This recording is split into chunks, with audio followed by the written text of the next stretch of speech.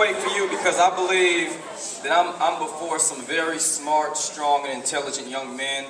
And before I walked in this auditorium, I saw a picture of our 44th president, whom, when I grew up, there was no way that I believed we would ever see an African American be able to lead this country. And for you all to be at the B.E.S.T Academy, and I mean that literally and figuratively, for you all to be in an academy where you have the opportunity to succeed, it means a lot, and it says even more about you. Regardless of where you are or who you are, where you are in life, you're in a great position. You have NBA players here, you have people in the music industry, you have people that are lawyers and teachers and parents. And I want to come here today because you're here for an opportunity. So all students, say this with me. Say opportunity. Opportunity. And I want to give you a very simple formula for success. I met a young man named Jonathan on the way in here, and Jonathan said his favorite subject in school was language arts. And I met another young man that said his favorite subject was math. And I don't know how many of you like math, but I want to give you a real simple equation when it comes to success in life. It doesn't matter where you are, where you've come from, or what you've been through. Success is simply when opportunity meets preparation. And today, this opportunity that you have, not just to see Tyrese, not just to be out of class, but the opportunity you have is to be before people that can literally open doors for you and change your life. And the reason why I want to say that is because today I want to really speak to you about the cause. I mean, there's a great cause that we have to speak, that I want to speak to in the next 3 minutes, that I hope will resonate with you and get across to your lives and do something that impacts where you are.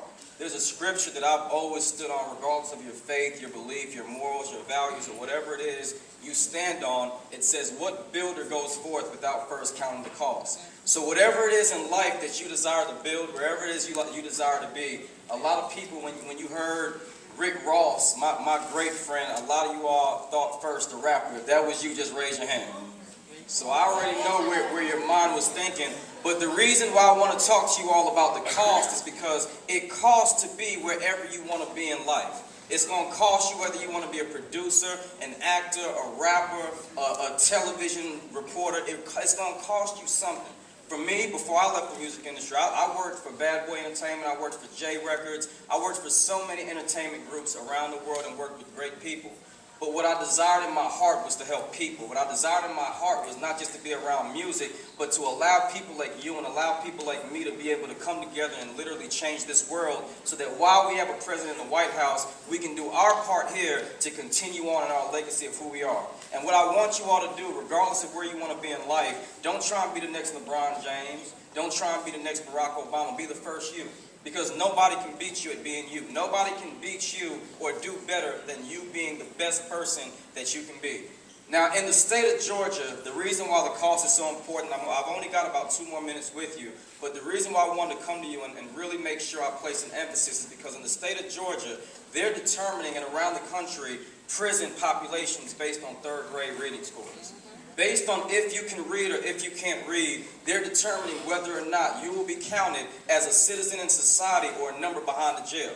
When I went to college in 1998, which probably to some of y'all was ancient, it was a long time ago.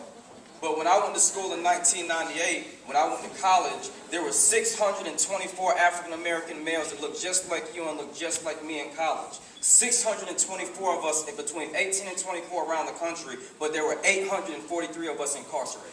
And when you think of the amount of young men that look just like you and look just like me that are incarcerated versus having the opportunity, say opportunity, to have an education and to have a door open for you, it really says a lot about you. So I really want to come before you and I want to make sure you understand this because there's a chapter in Tyrese's book which all of you need to read that talks about your 5 people. And I believe in the same principle. What I call it is a circle of trust. Because the people you desire to have around you on a daily basis are going to determine, they're a direct reflection of your next 10 years. They're a direct reflection of who you are, where you're going to be, and what you're going to amount to. If you're around people that laugh a lot and make you laugh all the time, guess what? You're going to be a real funny person. But you're not going to attain as many dreams and opportunities as you desire to in your heart. Be around people that challenge you on a daily basis. Choose your friends wisely, and let's begin the process of not just paying a cost now for the right education and being able to come to auditoriums and programs like this. But what I want you to understand is that you all sitting here in B.E.S.T Academy as I close, is not about being on Bankhead, which was now called Donnelly Hollowell, who was a civil rights attorney and a great African-American male that not only lived in this state, but did great things during the civil rights movement.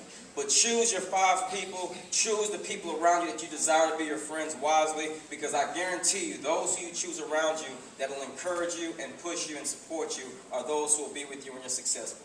Thank you so much, and I hope you enjoy the rest of the program.